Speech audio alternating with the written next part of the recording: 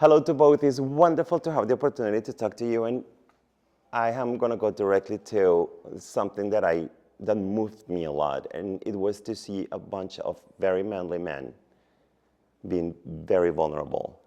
How important is to show that in this film?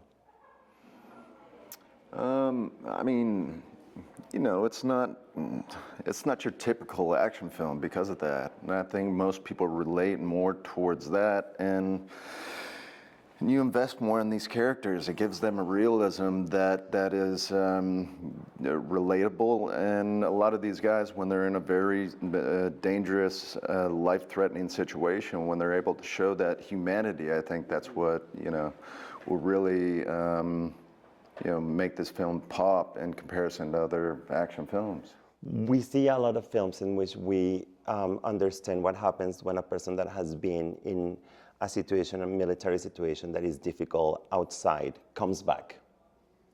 Your character explains that literally, but we also see what happens in the long term. And I think that was, in a sense, not touched before.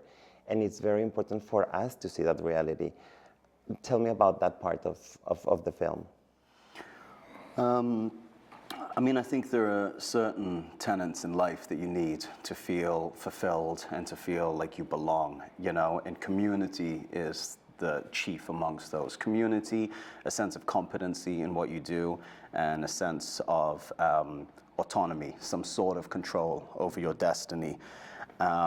And one of the things that drew me most to this story, I had a meeting years ago with Michael Mann, who obviously an amazing filmmaker, and he said something that really resonated about filmmaking and storytelling in general, is that if you have a narrative that you want to tell, flush out the narrative, flush out the story, and then once you are completely certain with what the story that you want to tell, set it in a different context and see if it still works. So if it's in the Wild West, set it in NFL, and then set it in Wall Street. And if it continues to work in all of those, you realize you have a universal story. So I think that what happens with the military is the most extreme version of what a lot of people encounter in life, which is feeling disillusioned and disenfranchised by society. And so they go away and have this really, really in-depth, really powerful sense of community and brotherhood,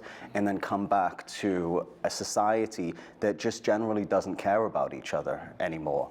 They have a really strong sense of purpose and autonomy, and then come back, and when they're still in their prime, that skill set is no longer useful. And so what do? And it's sort of like my greatest fear. It's like I was watching this Jordan Peterson thing the other day, and he said something along the lines of like, the problems that consume you should be viewed as portals to your destiny. And that, I think, is like, if you are, I suppose so that's what this is, an exploration of in this film, is what people do when their purpose and community is taken from them. Amazing. Thank you both. It's wonderful to talk to you. Thank you so much. Thank you.